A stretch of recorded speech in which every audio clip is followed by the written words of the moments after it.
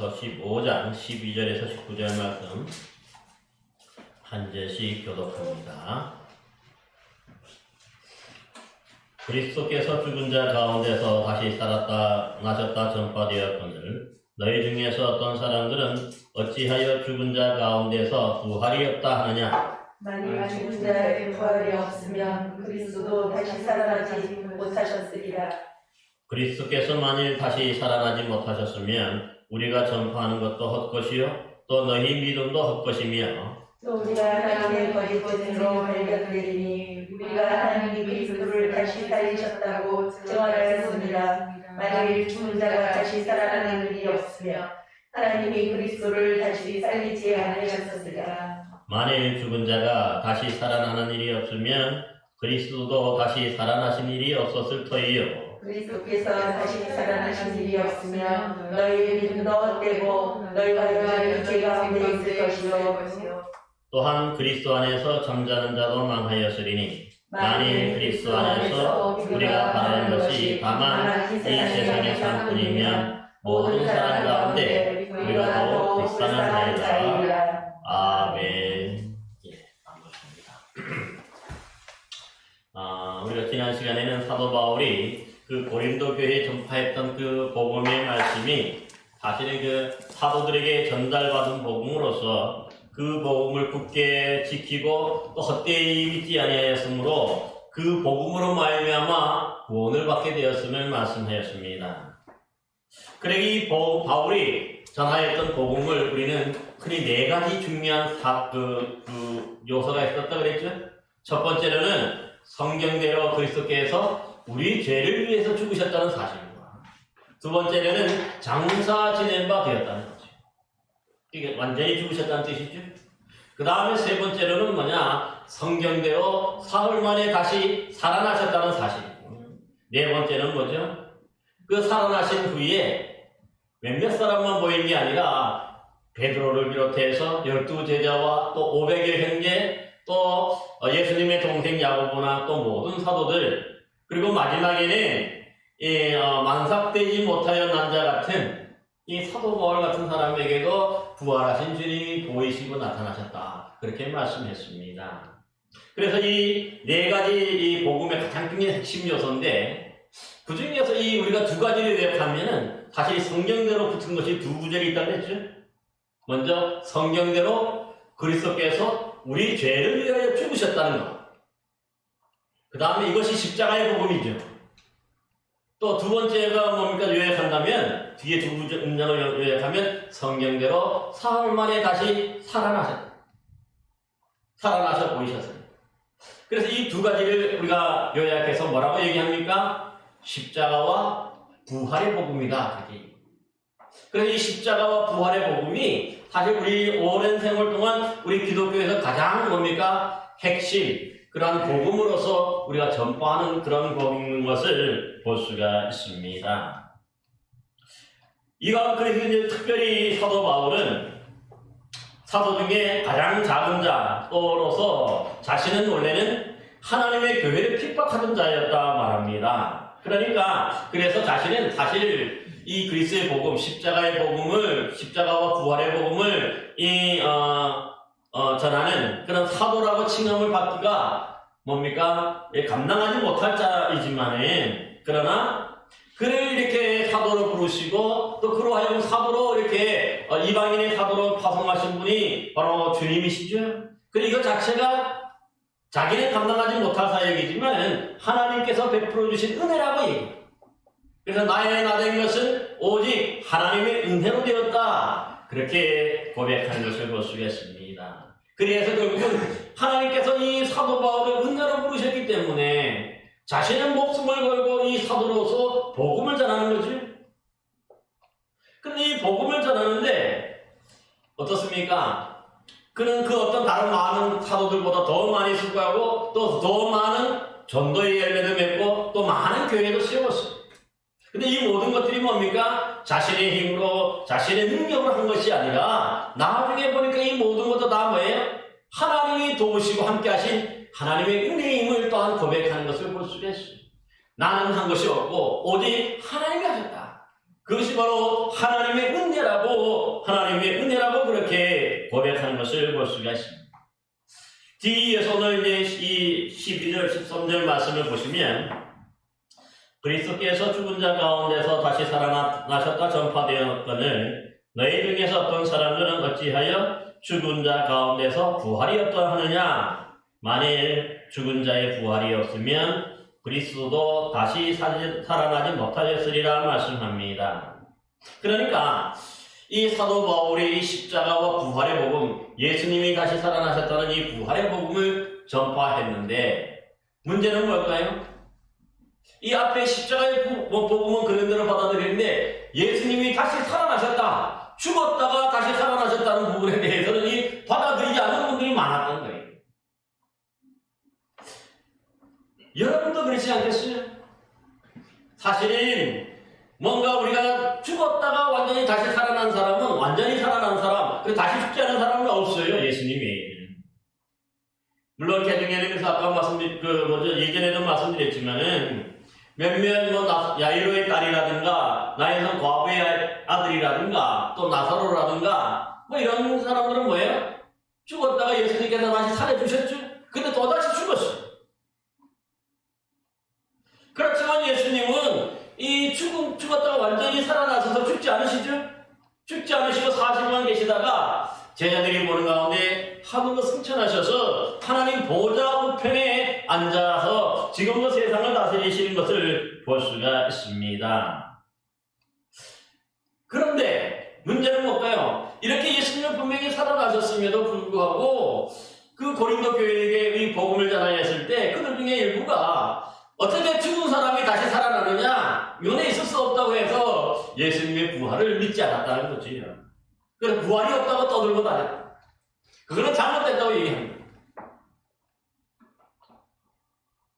사실 이렇게 고린도 교회인들이 부활을 부인하는 데는 몇몇 이유가 있어요. 왜냐면은 보통 고린도 교회는 당시에 이 일반 사람들이 죽으면 죽음 이후에 그 삶에 대해서 다양한 몇 가지 이런 생각들이 달랐어요.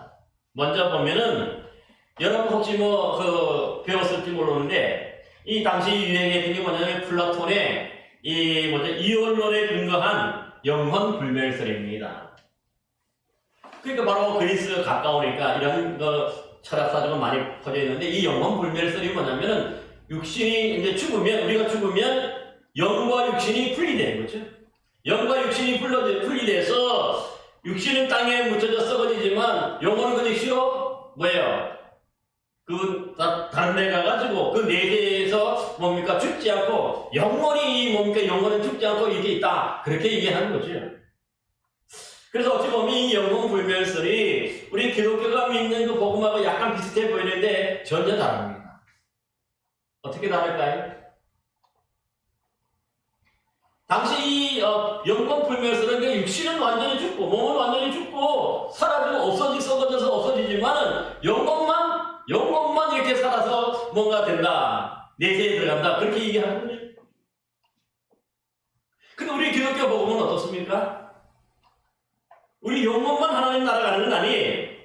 우리가 이제 고린도전서 15장 말미에도 나오는데 우리의 몸이 이 육신이 신령한 몸으로 변화된다고 그렇게 얘기를 해요. 그러니까 영혼만 하나님 나라 가는 게 아니라 우리 몸이 신령한 몸으로 변화되어서 하나님 나라에 들어가요. 그래서 보면 요한복음에도 보면 21장이나 이런 데 보면 어떻습니까? 도마가 예수님의 부활하신 몸을 어떻게 하죠? 직접 만져보죠. 못자국과 허리에 찔리는 철자국 직접 넣어보고 만져보고 그 다음에 예수님을 믿어요. 그러니까 이 몸 자체가 신령한 몸이죠. 근데 이 신령한 몸은 우리가 이제 다음에 한번 좀 더 구체적으로 살펴보겠습니다만 이 신령한 몸 자체가 뭔가 그래서 이 시공간을 초월하는지만은 몸에 있어요. 형체가 있다는 거죠.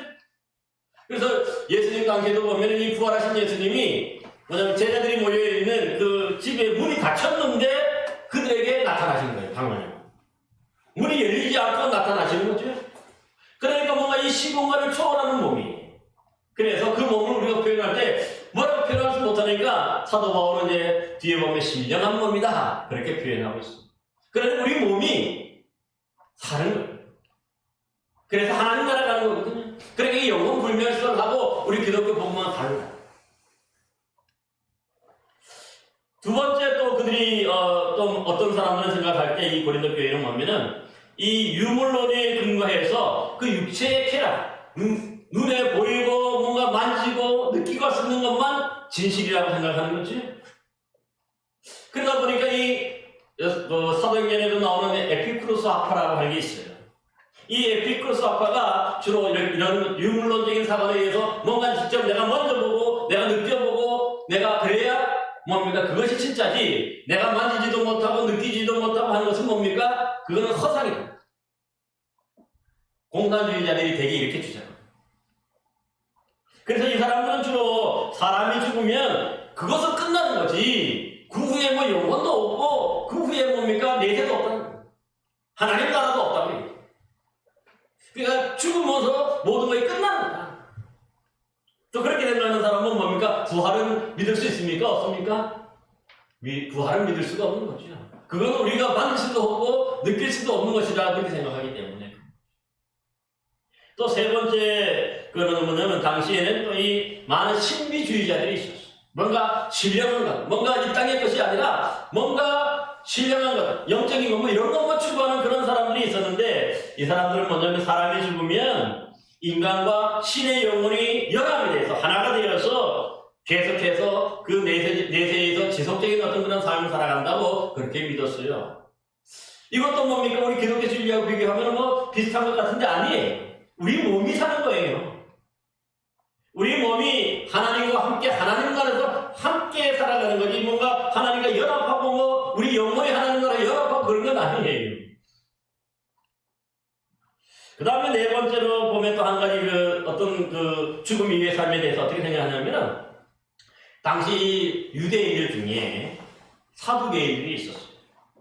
이 사두개인들은 어떤 사람들입니까? 부활도 없고 천사도 없고 또 영혼도 없다고 그렇게 생각하는 사람들. 마치 이 유물론적인 어떤 그런 사관처럼 뭔가 우리가 땅에서 믿고 만지고 뭔가 느끼고 하는 것만 믿을 수 있다고 생각하고 그런 것만 생각했던 사람. 그런데 이런 사두개파 사람들이 또 디아스포라로 그 당시 로마 세계에 각지 흩어져 살았거든요. 그런 사람들이 고린도 교회에 들어와 있었던 거죠. 그럼 이런 사람들 생각할 때 예수님이 다시 살았다고 하니까 어떻습니까? 부활이나 내세나 뭐 영혼을 그들은 뭡니까? 인정하지 않으니까 이 부활이 없다고 이 사람들도 역시 얘기하는 거죠. 그 다음에 또 이 똑같은 유대인이지만 흩어져 살던 유대인이지만 또 바리새파 출신들이 있어요. 바리새인들이라 하는 사람들. 이런 사람들은 사실은 뭡니까?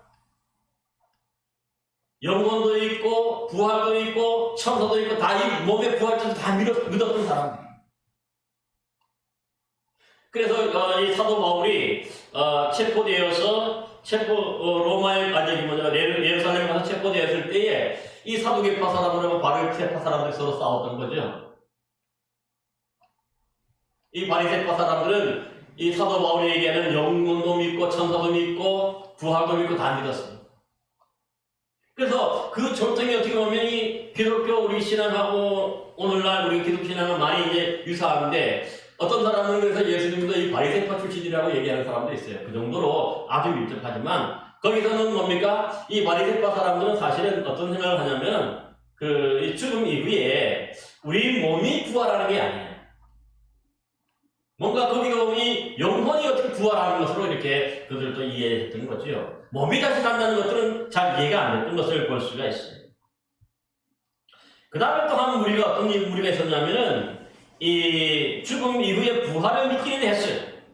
근데 이 죽음 이후의 부활에 대해서 두 가지로 나뉘는데 우리가 다 죽자마자 다시 살아나는 것이 아니라 예수 그리스도께서 재림하실 때에 살아있는 사람들만 부활에 동참한다고 얘기해요.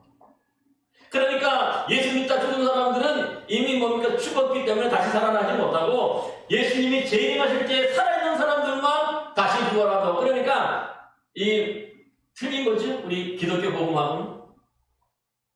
또 어떤 사람들이 있었냐면은 죽음 이후에 7번째로 보면 디모데후서 2장 17절 18절에도 이렇겠는데 후메네오나 이 빌레로 같은 사람은 예수님이 부활하실 때 그때 마태복음 이런 데 보면은 함께 여러 사람이 부활하죠. 무덤이 열리고.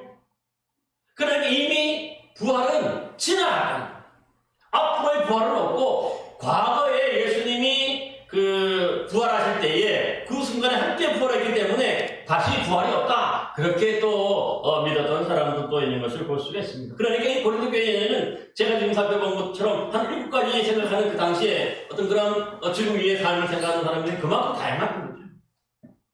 그러다 보니까 오늘날도 마찬가지인데 많은 사람들 어떻게 죽은 사람이 다시 살아났었느냐 여기에 대해서 믿지 못하고 의문을 가지고 그래서 부인하는 것을 볼 수가 있습니다. 그러기에 어떻습니까? 오늘날 우리가 보면 이 부활을 믿지 않는 것 자체가 그래서 뭡니까? 반쪽짜리 복음입니다. 십자가의 복음은 믿지만은 이 부활의 복음을 받아들이지 않고 또 믿지 않는 것 자체가 반쪽짜리 복음인 거지. 사실은 이 십자가의 죽음 자체가 예수님께서 다시 부활하심으로 말미암아 그것이 완성이 되는 것을 볼 수 있겠어요. 왜냐하면 그걸 통해서 예수님의 그 모든 사역이 십자가 사역도 하나님이 옳은 것이라고 인정해 주신 것과 똑같기 때문에 그런 거죠. 확인버전 찍어주신 것과 똑같은 거예요. 이 부활이. 그래서 이 부활은 하나님만이 하실 수 있는 창조의 사건입니다. 태초에 하나님이 천지를 창조하셔 사람을 만드시고 그게 생명을 불어넣으시고 사람이 되는 거죠. 그것과 똑같은 창조의 사건, 새로운 창조의 사건. 하나님만이 할 수 있는 그런 사건이기 때문에 십자가로만 끝나는 것이 아니라 그래서 부활이 있어야 이 십자가와 부활이 연결되어서 그 온전한 복음이 완성이 되고 하나로 묶이는 것을 볼 수가 있는 거지요. 그럼에도 불구하고 이래서 예수님이 이제 부활하시고 다시 살아나셨는데 이 고린도 교회는 이 복음을 받아들이지 않는 거죠.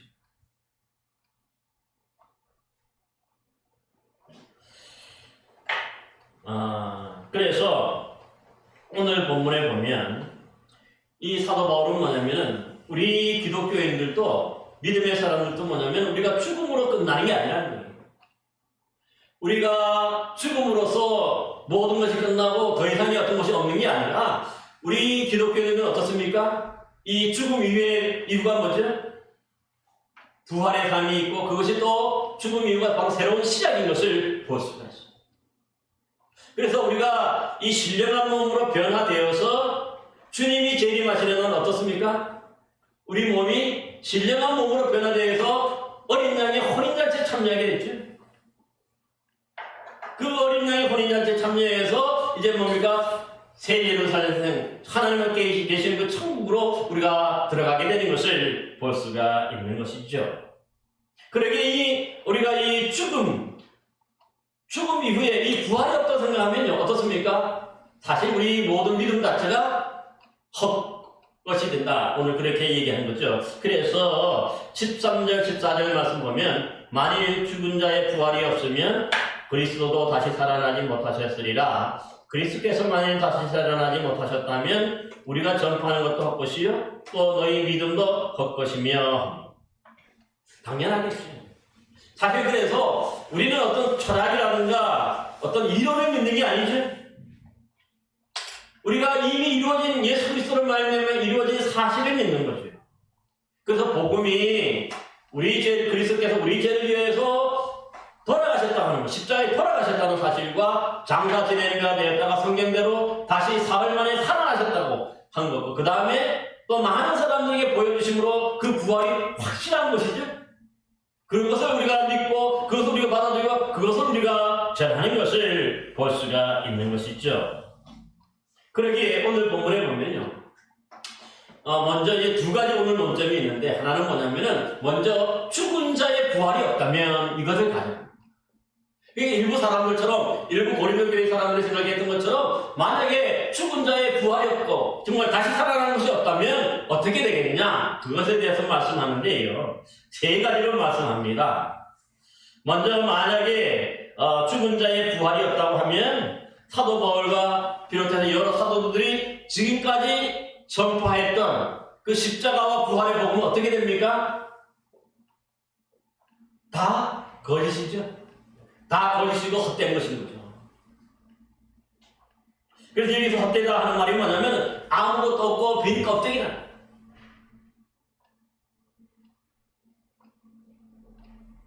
그러기에 사실 이 거짓말은 어떻습니까, 여러분?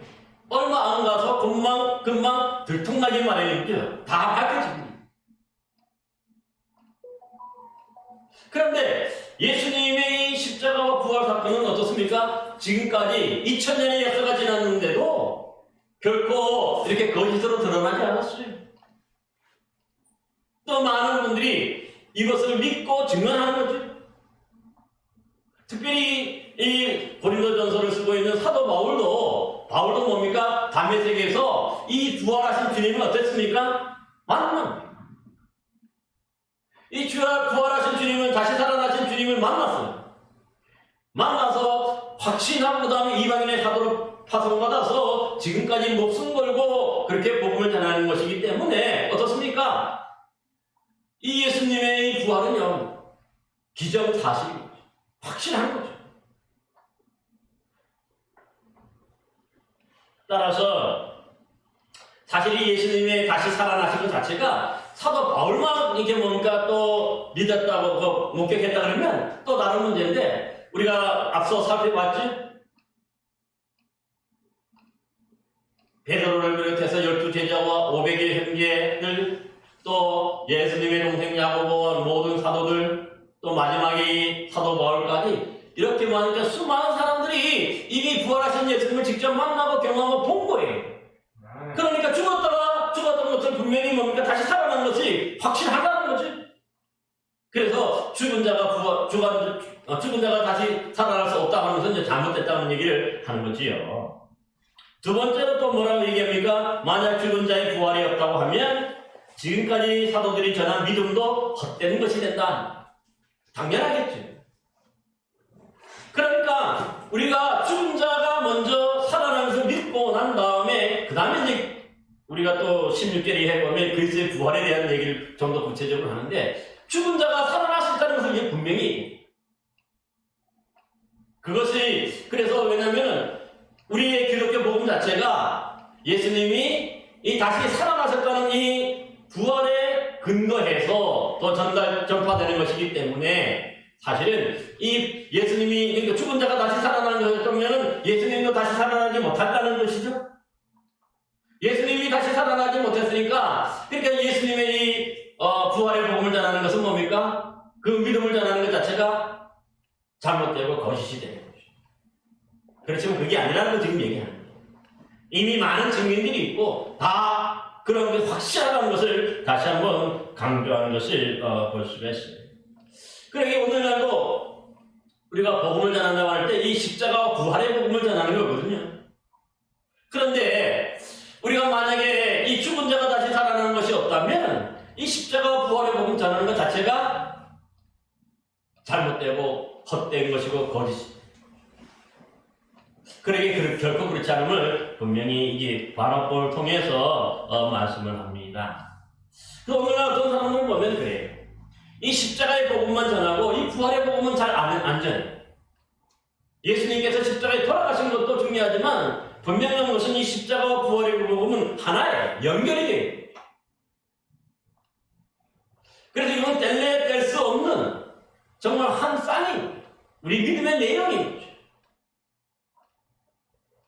그러기에 이 십자가와 부활의 복음을 떨궈서 돌아가신 것은 믿지만 부활하신 것은 믿지 못한다. 이것은 뭡니까? 기독교를 부인하는 것과 똑같은 것인 것을 볼 수가 있습니다. 또 세 번째를 보면은요, 만약에 죽은 자의 부활이 없다고 하면 지금까지 그 십자가와 부활의 복음을 전파했던 사도들이 하나님의 거짓 증인으로 드러나게 된다. 당연하겠죠. 사도들이 지금까지 뭡니까? 십자가 부활의 복음을 전하는 것 자체가 사실은 사실에 근거한 거예요. 역사적 사실에 근거한 건데 그것을 부인하면 거짓 증인이 된다는 거예요. 여러분이 거짓 증인이라는 게 뭐죠? 있지도 않은 사실을 만들어내거나 꾸며서 전하는 것을 거짓 증인이라는 거죠. 그런데 성경에 보면 여러분 한번 그 10계명 중에 제 9번째 계명이 뭐죠? 우리 권사님 9번째 계명이 뭡니까? 거짓 증거하지 말라는 거죠. 이게 거짓 증인하지 말라는 거예요. 이게 뭐죠? 함부로 이게 뭡니까? 다른 사람에게 뭔가 거짓 것들, 허황된 것을 꾸며가지고 말하거나 그러면 전하면 안 된다는 거지. 이것이 그래서 만약에 어기는 경우에 어떻습니까? 하나님 앞에 큰 죄인이 되는 거죠. 그러니까 만약에 이 사도들이 이 십자가와 부활의 복음을 전했는데 지금까지 그럼에도 불구하고 이 부활이 없는데도 부활을 했다고 이렇게 가르치고 전파하는 것은 어떻습니까? 그러니까 거짓 증인이 되어서 하나님께 벌받을 큰 죄가 되고 큰 잘못이 돼요. 그러기에 사도 바울과 비롯해서 이 모든 사도들은요. 그러면 이제 예수님이 부활하지도 않았는데 부활했다고 지금까지 가르치고 전파했다면 그것 자체로 거짓 증인이 되어서 하나님께 벌받을 일이 되고 하나님 나라에 들어가지도 못하고 하나님의 진노를 받게 되는 그런 일이 된다는 거예요. 그런데 지금까지 이런 사도들이나 그런 사람들 하나님의 진노를 받거나 벌받지 않았죠. 그 얘기는 다른 말 한다면 예수님의 십자가의 부활이 진실이고 역사적 사실이다 하는 것들을 다시 한번 말씀합니다. 그러니까 죽은 자의 부활이 없다고 생각하는 사람은 이 사람들은 뭡니까? 다 이미 뭡니까? 믿음을 받아들이지 않고 결국 그래서 망할 수밖에 없는 사람이라 하는 것들을 지금 말씀합니다. 그 다음에 우리 한번 봅시다. 16절, 19절 말씀 우리 한번 같이 한번 읽어봅시다. 16절에서 19절 말씀 나같이 읽어봅시다. 시작. 만일 죽은 자가 다시 살아나는 일이 없으면 그리스도도 다시 살아나신 일이 없어서 터이요. 그리스도께서 다시 살아나실 일이 없으면 너희의 믿음도 헛되고 너희가 여전히 죄 가운데 있을 것이요. 또한 그리스도 안에서 잠자는 자도 망하였으리니 만일 그리스도 안에서 우리가 바라는 것이 다만 이 세상의 삶뿐이면 모든 사람 가운데서 우리가 더욱 불쌍한 자라고 얘기합니다. 여기는 똑같은 것 같아요. 13절 말씀과 16절 말씀 사실 반복되는 말씀이에요. 그런데 우리가 앞서 살펴봤지만 13절, 14절, 15절에서 말씀하는 건 뭡니까? 죽은 자, 일반적인 죽은 자의 부활이 없다고 생각하는 사람들에게 설명하는 것이고요. 그걸 전하는 사람 설명하는 것이고 이 16절 이하의 말씀은 뭐냐? 예수님의 우리 기독교의 가장 핵심이고 또 본질이 예수님이 이제 좀 더 구체적으로 예수님이 정말 살아나지 않으셨고 예수님이 부활하지 않으셨다면은 그 다음에 이 초래될 그런 뭡니까? 이 영향력에 대해서 말씀하고 있어요. 그래서 먼저 보면 어떤 것을 말씀하냐면은 예수님의 부활이 만약에 사실이 아니라면은 너희 믿음도 헛되다 하는 것들. 이건 똑같은 얘기죠. 당연하죠. 앞서서는 죽은 자의 부활이 없다. 일반 사람들이 생각할 때 죽은 자의 부활이 없다고 생각하는 것에 대해서 세 가지를 얘기했다면 16절 이하에서는 뭐죠? 예수님의 부활이 없다면 직접적으로. 그냥 일반적인 부활이 아니라 예수님의 부활에 대한 얘기죠. 그래서 일단 먼저 믿음도 헛되다 하는 거죠. 여기 헛되다는 말이 앞서 우리가 얘기했던 14절에서 말하는 헛된 것이다 하는 것하고는 달라요. 이 원어적으로 보면. 그래서 이 16절에서 말하는 헛되다 하는 말이라는 것은 뭐냐면은 아무런 소용이 없고 무의미하다. 그래서 우리 믿음 자체가 무의미하고 소용도 없는 것이라고 얘기해요. 믿을 필요가 없다는 거예요. 예수님이 다시 살아나지 않으셨으면 또 부활하지 않으셨다면 지금까지 우리 믿은 것들 자체가 다 소용이 없고 무의미한 것이 되기 때문에 결코 과연 그러하냐. 분명한 것은 이 사도 바울이 전했던 이 믿음의 내용은 뭡니까? 예수님이 십자가와 예수님이 부활하심에 이 초점이 맞춰져 있어서 그것은 뭡니까? 수많은 사람들이 목격하고 보고 확인한 사실이기 때문에 이것은 뭡니까? 결코 부인할 수가 없는 거죠. 여러분이 아마 방문 행사도 받으시고 또 여러 가지 다양한 성경 행사도 받으시고 했을 텐데 그런 은사들도 뭡니까? 저도 가끔은 이 목회하면서 이 믿음이 다운될 때가 있는데 그럴 때도 보면 내가 그때 받았던 그것이 과연 내 노력으로 받은 건가? 그런 생각이 들거든요. 그건 아닌 거죠. 하나님의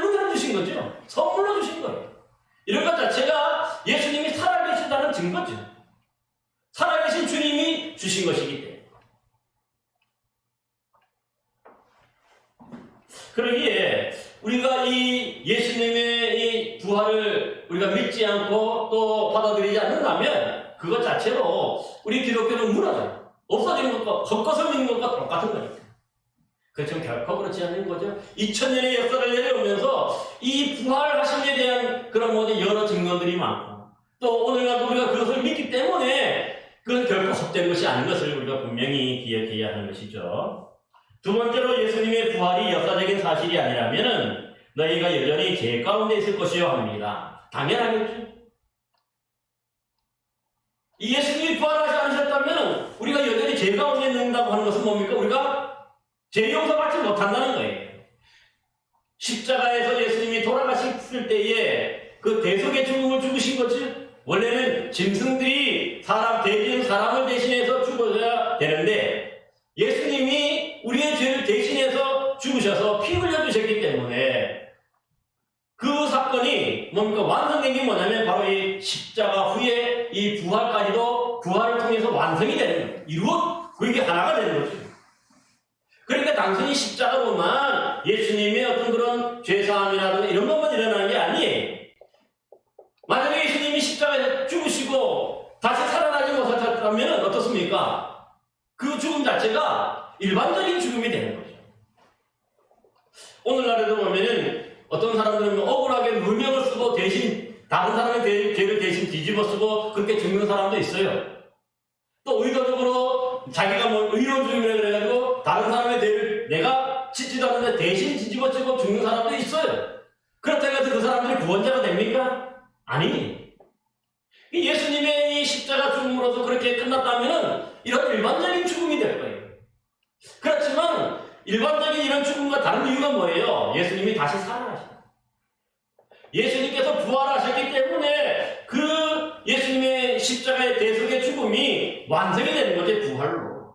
아, 이것이 진짜다. 우리의 죄를 위해서 십자가에 못 박혀서 피를 흘려주신 것 자체가 진짜다. 확실하다.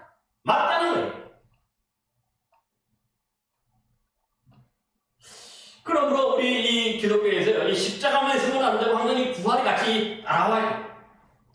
이 부활로 이 십자가의 대속의 죽음이 완성이 되기 때문에 그래서 이 십자가와 부활은 뗄래야 뗄 수가 없는 그런 복음인 것을 볼 수가 있습니다. 따라서 우리가 이 십자가의 복음만 우리가 강조해서도 안 되고 항상 보면 십자가와 부활이 함께 묶여져야 온전한 복음이 되는 것을 볼 수가 있습니다. 또 세 번째로 보면요, 예수님의 부활이 역사적인 사실이 아니라면은 그리스도 안에서 잠자는 자들도 하였으리니 합니다. 무슨 뜻입니까? 여기서 말하는 그리스도 안에서 잠자는 자들은 누굽니까? 예수 믿다가 믿음 안에서 죽은 사람. 예수님 안에서 믿음 안에 죽은 사람들이 뭘 믿다가 죽었습니까?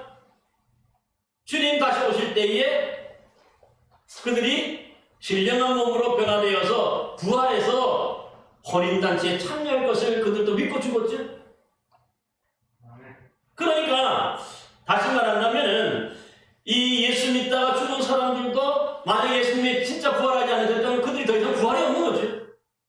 그들이 다시 살아나지 못하는 거죠. 죽음으로 끝난 거기 때문에 허무한 죽음이고 허무한 믿음 생활했다는 거죠. 그렇기 때문에 예수 믿다 죽은 사람들이 예수님의 부활이 없다면 예수님 믿다가 이 죽은 사람들도 결국은 뭡니까? 완전히 망하는 거죠. 그걸 끝났으니까.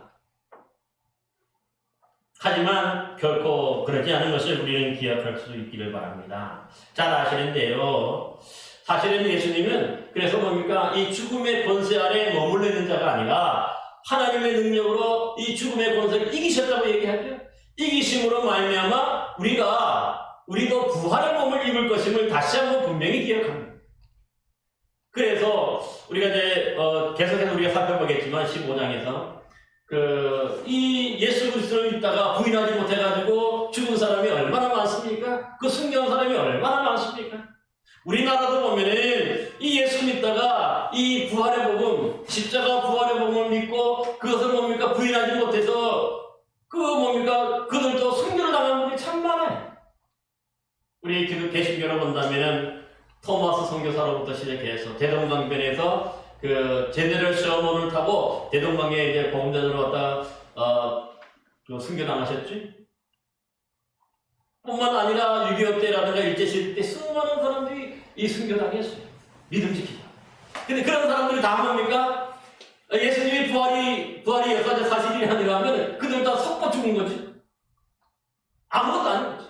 그래서 망하게 된 거지. 그렇지만 결코 그렇지 않고 이 예수님의 부활이 역사적인 사실이기 때문에 또 살아나셨기 때문에 그들의 그 죽음도 나중에 우리가 주님 모시는 날 그들도 신령한 몸으로 변화되어서 부활하여서 다시 살아있는 몸이 되어서 어린 양의 혼인잔치에 참여하는 그런 몸이 되는 것을 볼 수가 있습니다. 마지막으로 네 번째로 보면은 만약에 또 이 예수님의 부활이 역사적인 사실이 아니라면은 이렇게 얘기합니다. 만일 그리스도 안에서 우리가 바라는 것이 다만 이 세상의 삶뿐이면 모든 사람 가운데 우리가 더욱 불쌍한 자다. 조금 전에는 예수 믿다가 죽은 사람들에게 영향을 말하는 거고 또 이 지금 말씀은 뭐죠? 지금 살아서 믿는 우리들, 이 세상에 살아서 믿는 우리들에게 이 뭡니까? 영향이 예수님의 부활이 어떤 영향을 끼치느냐 하는 것이죠. 그래서 우리가 예수님이 부활하겠다는 것을 부활했다고 믿는다면은 세상 여러 사람들 가운데 지금 이 살아서 예수 믿는 사람은 가장 불쌍한 자라고 얘기해요. 여기서 불쌍하다는 말이 뭡니까? 아무데 하소연할 때도 없고 또 누구도 도와주지도 못하고 아주 무기력한 그런 감정을 느끼는 상태가 이 불쌍하다는 거지. 아무도 돌봐주지 않는다. 그러니까 지금 우리도 이 믿음 안에서 잠자는 자들과 똑같이 지금 살아서 믿고 있는 우리들도 뭡니까? 역시 불쌍한 자가 된다. 망하는 것은 아니니까 아직까지. 따라서 우리가 여러분 과연 그래서 우리가 보면 불쌍한 자일까요? 아니잖아요. 우리도 믿는 믿음 자체가, 우리의 믿음 자체가 예수님의 그 십자가와 부활의 복음, 역사적인 그런 부활 사실에 근거해서 오늘도 우리가 믿고 있기 때문에 결코 우리가 불쌍한 자가 아니, 세상에서 그래서 가장 행복한 사람인 것을 볼 수가 있어요. 오늘도 보면은 여러분, 우리가 기도할 때 우리 주님이 여러분들 기도를 들어주십니까? 안 들어주십니까? 들어주시죠? 그것은 뭡니까? 우리 주님이 죽으셨기 때문에 만약에 죽으셔서 다시 살아나지 못했다면 여러분의 기도를 예수님이 들어주십니까? 들을 수 없잖아요. 그런데 지금 여러분들이 기도할 때 그런 기도도 들어주시고 몸이 아플 때 낫게 해달라고 기도할 때 하나님 주님이 그 기도 들어주시죠. 그 자체로 하나님이 살아계신다는 증거고 예수님이 또 한 뭡니까? 부활했다는 증거가 되는 거죠. 그렇기 때문에 우리의 믿음은 헛것이 아닙니다. 그렇기 때문에 우리는 불쌍한 자가 아닌 거예요. 로마서나 다른 마서에서 곳곳에서 보면 지금도 성령으로 우리 가운데 함께 하시고 우리를 도우시고 우리를 인도하신다고 얘기해요. 로마서 8장 같은 데 보면 그래서 뭡니까? 우리가 기도하지 못하는 그 순간에도 성령께서 말하는 탄식으로 우리를 위해서 친히 간구하신다. 그렇게도 표현하지. 그래서 우리가 오늘도 여러분들이 기도하는 거고요. 오늘도 우리가 주일날마다 나와서 예배하는 거고 그 믿음 잃지 않게 오늘도 믿음의 싸움을 하는 것을 볼 수가 있습니다. 만약에 예수님이 그럼에도 불구하고 이렇게 부활하지 못하셨고 살아나지 않으셨다면 이 모든 것들이 성립이 안 되는 거죠. 이 말 자체가 거짓말이네. 따라서 오늘날 우리가 예수 믿고 또 그 안에서 믿음 안에서 우리가 살아가고 또 주님께 기도하고 주님께 예배하고 또 할 때에 또 우리의 기도를 들으시고 우리를 인도해 가시는 이 모든 것들을 그래서 우리뿐만 아니라 요즘에도 보면 많은 간증을 하죠. 많은 간증자들이 있어요. 그 간증을 하는 이유가 뭘까요? 내 힘으로 내 능력으로 하는 것이 아니라 내가 이런 어려움이 있고 이런 힘듦이 있을 때에 내가 주님께 기도하고 내가 믿음으로 주님 앞에 설 때에 하나님이 어떻습니까? 도우셔서 이 모든 어려운 문제들을 풀어주시고 우리를 선한 길로 인도해주셨다. 그것이 바로 간증 아닙니까? 그것이 뭐냐면 이렇게 간증한다는 것 자체가 바로 주님이 예수님이 부활하셨다는 그런 증거죠. 우리의 기도를 들어주시고 우리를 지금도 돌보시고 계시니 살아 계셔야만이 우리의 기도를 들으시고 우리를 인도하시고 우리를 뭡니까 이끌어 가시는 거죠. 그래서 이 반역법을 써서 이렇게 12절부터 계속해서 19절까지 죽은 자의 부활이 없고 예수님이 부활하지 않았다 하는 이렇게 생각하고 이렇게 말하는 사람들에게 너희들이 잘못됐다고 얘기해요. 분명한 것은 죽은 자가 다시 살아나셨고 또 뭡니까 예수님이 분명히 부활하셨음을 이것을 역설적으로 그렇게 설명하는 것을 볼 수가 있습니다.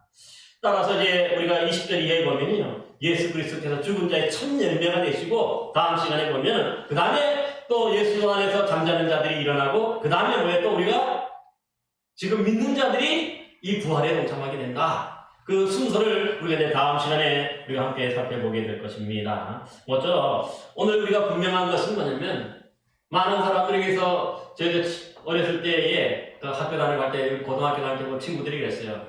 예수님이 부활하셨다는 것을 그들이 믿지 않으니까 어떻게 믿느냐 그러면서 그거 가지고 많이 또 논쟁도 하고 그랬던 기억이 나는데요. 또 믿지 않는 사람은 그 이상 이겨가 되지 않을 수가 있어요. 그렇지만 우리는 뭡니까 예수님의 부활 자체가 성경의 기록뿐만 아니라 지금도 수많은 사람들이 간증하고 수많은 사람들이 예수님의 살아계심을 증거하고 있잖아요.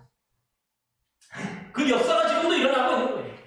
그러므로 죽은 자의 부활이 없고 예수 그리스도의 부활이 없다고 하는 것 자체가 어불성설이고 그것이 잘못된 주장이라고 하는 것을 우리가 분명히 기억하고 오히려 우리가 십자가와 이 부활의 복음을 단단히 붙잡고 또 믿음으로 말미암아서 우리가 이 믿음에서 승리해야 바로 하나님 나라에 들어가고 또 주님 오시는 날 정말 우리 하나님 나라에 들어가는 그런 은혜와 복을 누리게 될 줄로 믿습니다. 모쪼록 저와 여러분 모두도 십자가의 복음, 반쪽짜리 복음만 믿지 말고 십자가와 부활의 복음을 온전히 믿고 또 그러므로 말미암아서 구원받아 하나님 나라에서 영생의 복을 누리는 저와 여러분 되시기를 바랍니다. 기도하겠습니다.